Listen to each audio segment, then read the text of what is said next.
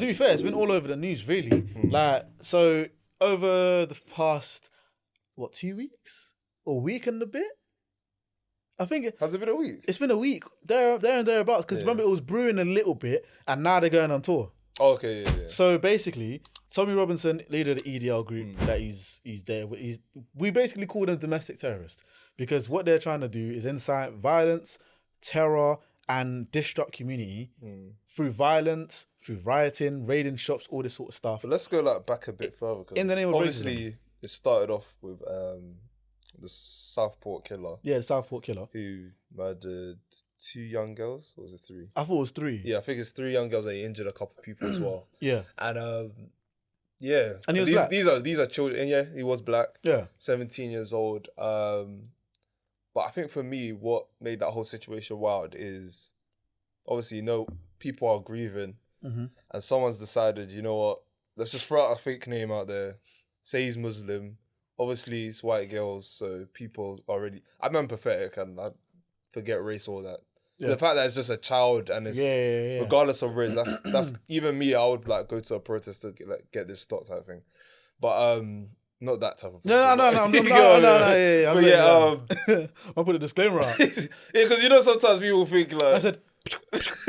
Twitter, here is a... Nah, I hear it. But yeah, and then obviously Channel, I think I wrote down the name, Channel 3 Now or something, put out the fake name, said he was a Muslim. Didn't they say it was like Pakistani or something like that? So they said he was Pakistani. I don't know, but they just gave him a Muslim name. Yeah. Also said he was an immigrant, and you know how people feel about immigrants. Yep. And then that's led to a bunch of people, and I think this is an interesting conversation because we have this conversation about America being crazy and all this stuff. But when January 5th. What? The sword? No. When Donald Trump, they stormed the Capitol. Oh, yeah. January 5th. Something like that. I know it was somewhere in the beginning of the year. Yeah. Because they started off the year crazy. Last year, yeah. So when that happened and then Donald Trump said what he said, we were thinking, wow, that's crazy, da-da-da-da. But when you see it in this country as well, it's like, we're at a point with social media that it's getting near. Like, it's very... But then man can't storm a House of Commons, or the House of Lords. Like, no, let's be real though. Well, actually... You're saying that? Actually, I don't know, But when there's like 500 people outside your door, it's not like you're saying they can't, but...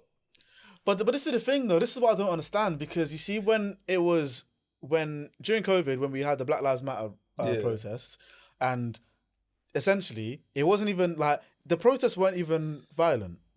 Yeah, especially the ones in on Whitehall, they weren't violent at all. But there was a large police presence, just in case they get a bit rowdy. So the Palestine marches as well, heavy police presence in case they get a bit rowdy.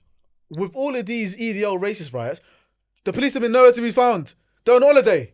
They're doing nothing. No, they're but doing instances where they've been getting injured and stuff. Late. They're there late. Like, So let's be real here, bro. Like, I'm not gonna lie to you. I will disclose this one time and one time only. Yeah? This will be the only time I ever disclose this on the pod.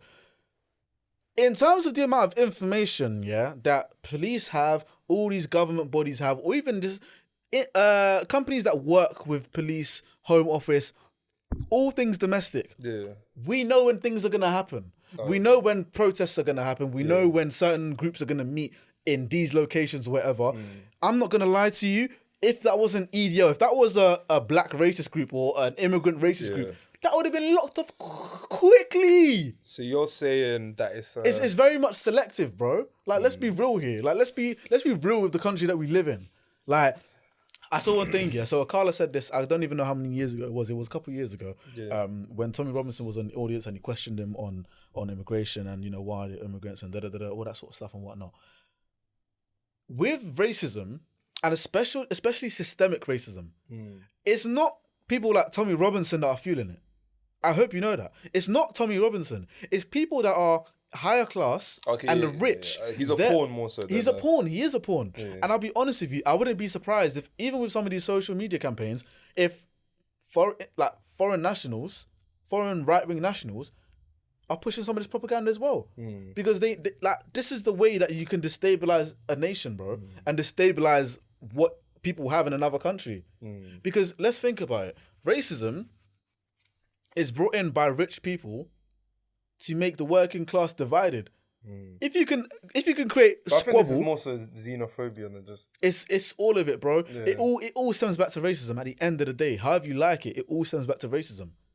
Because I'm saying in this specific instance, because I don't think... Obviously, black people are being affected by this, but I think it's more so anybody who they think is they're part of the 82%. But again, racism isn't just limited to black people. Yeah. So it still counts. Racism is about discrimination to race. Black, Asian, Middle Eastern, whatever you want to call it. Racism still applies to them. So I'm clouding all of that, and the fundamentals is racism, bro. And it's mistargeted uproar and frustration, because really it's not us, man, that are coming here. First and foremost, they asked us to come here to build this country. Yeah, I know, especially with Windrush, it was heavily targeted for the Caribbeans as well. But for West Africans as well, we were asked to come here and help build this country. This country without immigrants is nothing, bro. Look at the NHS. I'll put it this way, yeah. There's a cycle that you go through. You go to the shop, yeah. You're not necessarily served by a white person, especially in supermarkets. You're not necessarily served by that, unless they're older. It's someone who's not necessarily British. On your way home, get your car washed. Your car wash people aren't British. You get into an accident, you need help.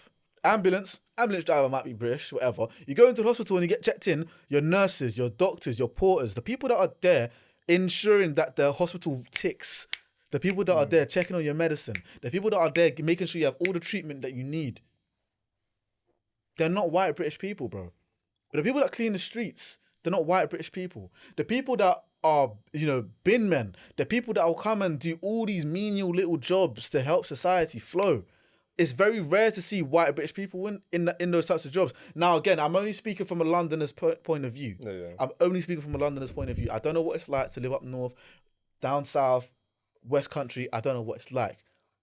But what I can say is that it makes no sense for you to be racist and saying, oh, they're stealing our jobs, when you're on benefits, you haven't worked in 33 years. You haven't worked in 18 years. You left school with no GCSEs. Yeah, but I think that's a part of the misinformation part of it, because they think that immigrants specifically, they're in like these luxury hotels, what they had to do really was just leave their country. But they stormed the Holiday Inn. Yeah, I know, which was insane. Express. Insane. Them man ain't they're not even at the Ritz-Carlton, bro. Like, I can't lie. If they're at the Ritz-Carlton, I'll be like, okay, do you know what? Maybe they shouldn't have put them in a luxury hotel. But still, like, bro, what are we doing here? Yeah. Do you know what I'm saying? Like, I'm saying in terms of like level of like, in terms of like Holiday Inns and that. Holiday Inn is still for them, it's amazing. Yeah. Do you know what I'm trying to say? But like, yeah, I just don't understand it, man. It's crazy. And the worst part of it is that I even saw the little LBC thing where the guy came on, called in, and said, yeah, well, 95% of them are, 90% of black people are a problem. He's like, where'd you get this number from, bro? Like, what? Like, do you know what I mean? Yeah. And it takes a certain level of unintelligence, arrogance, and I want to say, I don't even know what a third one is, but those two in particular, to even think like that. And this is why I say racism, like real racism, is a mental illness. It's the worst and most famous mental illness known to mankind. Because how can you simply hate someone based off of the color of their skin? You don't know them from Adam. You don't know them from nowhere. But they've come here, cool. And you want to blame the reasons why you're a failure and you're just coasting in life or living paycheck to paycheck or living on the dole on another man who escaped war, famine. But I guess that's How does that even make sense? Yeah, but we're in a society as well where... This was a hit blunt, funny enough. Bro. We were like, are we smarter now because we have the internet, or are we dumber now? We're dumb... But they're dumber. I'm not dumber, innit? Like, no, but I think let's like all be honest in terms of like we're not really willing to research things as much as we should. A lot of people just read the headlines and just read things. Because let's be real, right? Let's say, for example, let's give everyone the benefit of the doubt. This was an honest mistake. They got the name wrong. They were given a false source and they didn't mean it, right? Cool. Someone else puts out the real story. Do you think, or they put out the real story, the news outlet that started this whole thing, they're not gonna read, like, let's be honest, right?